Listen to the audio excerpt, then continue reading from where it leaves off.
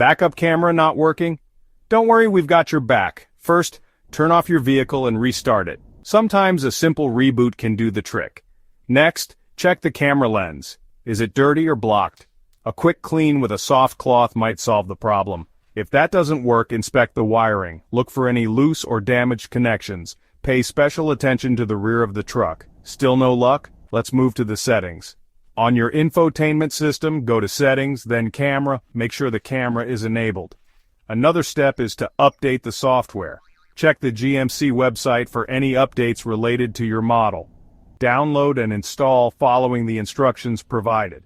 If none of these steps work, it might be time to consult a professional. Visit your local GMC dealer for a thorough inspection. Backup cameras are a crucial safety feature. Keep them in top shape to ensure a smooth and safe driving experience. And there you have it. Troubleshooting your GMC Sierra backup camera doesn't have to be a headache. Thanks for watching.